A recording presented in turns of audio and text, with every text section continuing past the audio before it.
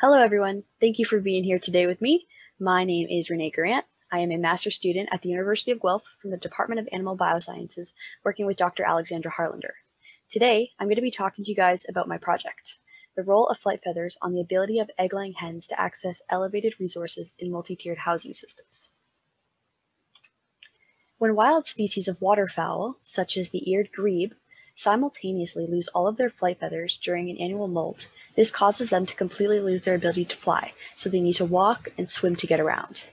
This is because there are groups of feathers that run along the outside of the wing called the primary and secondary flight feathers, which you can see here. These feathers are so important for flight that for some birds, the loss of only one is enough to result in flightlessness. And actually, repairing this missing feather through the use of techniques such as imping, where a new feather is glued into the hollow shaft of a missing feather, it can actually return flight ability to a bird. Okay, so we know that having intact flight feathers is important for flight. But chickens that are kept for commercial egg production, which we call laying hens, are commonly missing their wing feathers. This may be due to damage that happens as they move their wings against housing structures, resulting in abrasions, or due to a behavior known as feather-pecking. As you can see in this video, feather-pecking is a behavior in which one bird will pick at and pull out the feathers of another bird.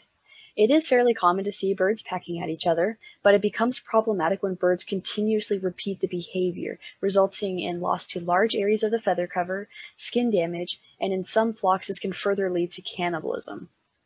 Feather pecking is a big problem as it is very common, with reported prevalences of 15 to 95% among egg-laying hen flocks. So at this point, you may be wondering, why do laying hens need wing feathers? Do laying hens even fly? In Canada, many egg farmers are converting their laying hen housing into multi-tiered housing systems, an example of which you can see in this photo. These housing systems make use of vertical space by using a tiered system, in which laying hens have to fly and jump between the tiers to access resources such as food, water, perches, and nest boxes. The system is great in that it allows laying hens the freedom to perform behaviors they are motivated to do, such as perching, dust bathing, and foraging, while also giving them opportunity to exercise and have social companions. However, in these systems, the ability to move up and down to different tiers is essential for hens to be able to access all resources, and also to escape unwanted behaviors from other hens. But what happens when a laying hen has damaged or lost wing feathers? Previous work by Stephanie LeBlanc and colleagues showed that laying hens with a poor wing cover spent less time perching than those with a healthy wing cover. They attributed this finding to the poor wing covering limiting the effectiveness of wing flapping as a balancing mechanism. This would suggest that laying hens need their wing feathers to properly balance and comfortably perch. But how important are the wing feathers for upwards mobility? To date, there are no studies investigating the role of flight feathers on the ability of laying hens to access resources on elevated tiers. Which brings us to our study. We wanted to know, does the loss of flight feathers impact the amount of time hens spend accessing elevated resources in a multi-tiered housing system? To answer this question, we distributed 120 adult laying hens, 60 brown-feathered and 60 white-feathered, amongst 12 floor pens, with 10 hens housed in each pen and strains housed separately. Within each pen, we randomly assigned hens to one of three treatments. The first were the controls, whose flight feathers remained intact. The second were what we called the half-clip group, in which we trimmed the primary flight feathers of both wings, and these are the 10 outermost feathers of the wing. And the last group was called the full clip group, in which we trimmed all of the flight feathers of both wings. We utilized this wing trimming technique as it is well known to be effective for domestic parrots as well as backyard hens to prevent birds from flying off and injuring themselves. The pens that hens were kept in were furnished with 2 elevated platforms, which were our elevated tiers, 2 perches, one that was secured to the side of an elevated platform, and a second one, which was at the highest point of the pen and spanned the entire width of the pen. There were 2 feeders and 2 nest boxes, one of each was either on the ground or attached to an elevated platform. In having the pen set up this way, it was our objective to determine how much time hens spent accessing the elevated feeder and nest box before and after we applied treatments. In order to measure the amount of time that hens spent accessing feeders and nest boxes in their pens, we utilized an RFID unit, which we acquired from Biomark, a company specializing in this technology. The RFID unit works via the use of antennas and pit tags. Antennas plug directly into the RFID machine and work by detecting the presence of individual pit tags. When a pit tag is recognized as entering the field of the antenna, it will be recorded on a microchip on the RFID unit as a timestamp, and the machine will continue to record the presence of that pit tag until it is out of range.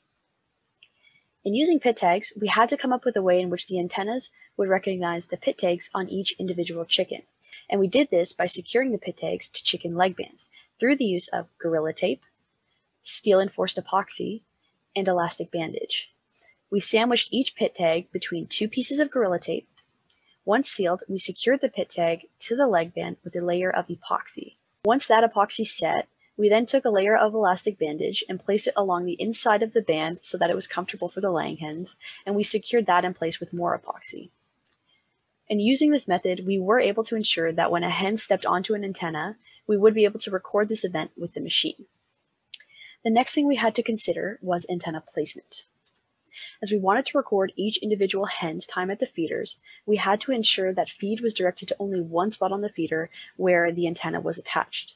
So, with the use of more Gorilla Tape and cardboard, we made a ring that altered the flow of feed to one spot on the feeder and a lid to sit on top so that laying hens could not just eat through the top. 2 pieces of wood were fixed to the side of the feeder as a guide for where the hens were to enter to eat. That way, when hens wanted to eat, they would have to go to one spot on the feeder where the antenna was located, and they would have to step onto it in order to eat.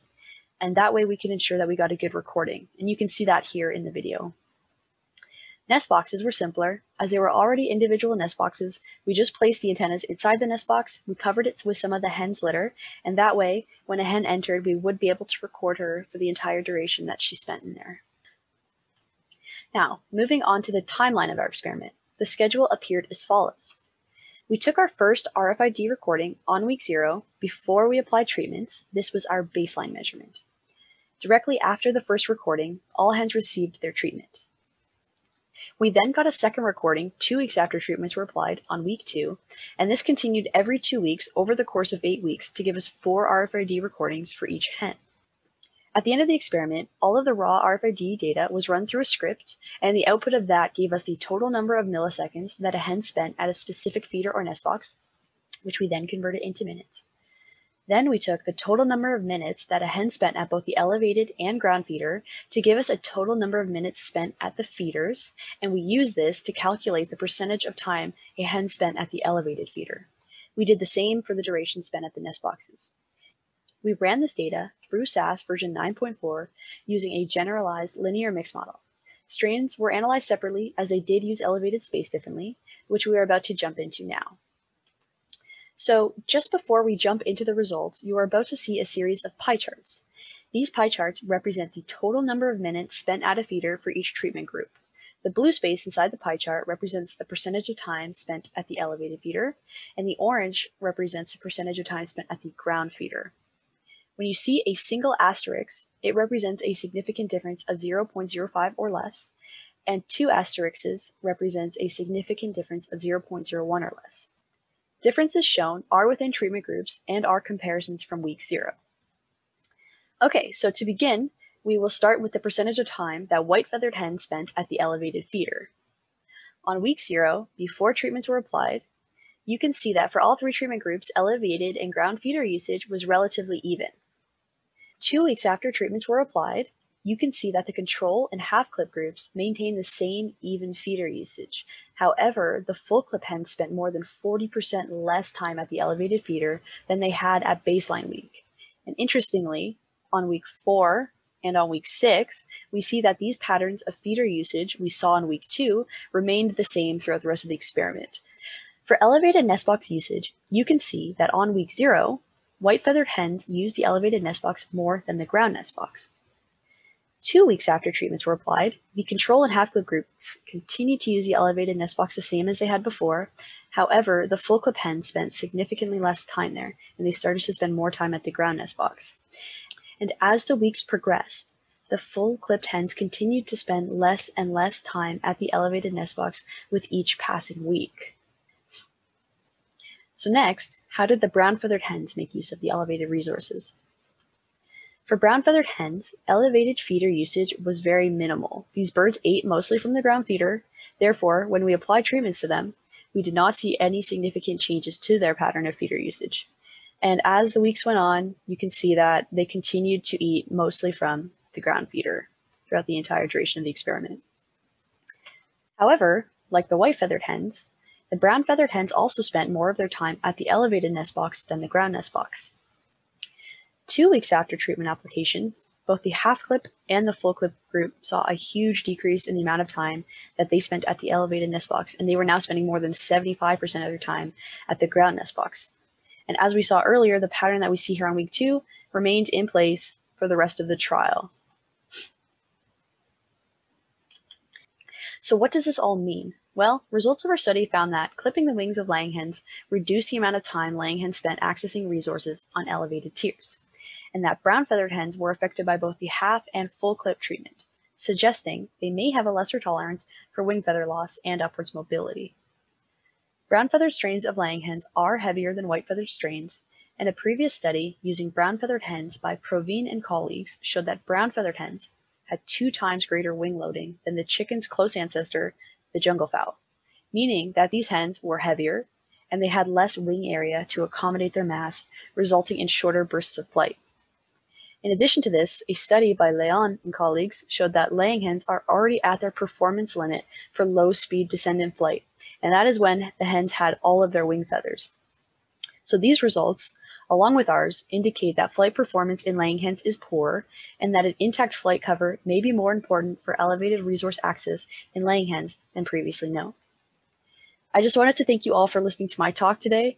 I hope you enjoy the rest of the conference and the rest of the talks, and I will be around for a question period if you have any questions, or feel free to send me an email at the email address listed on the slide here. Thank you.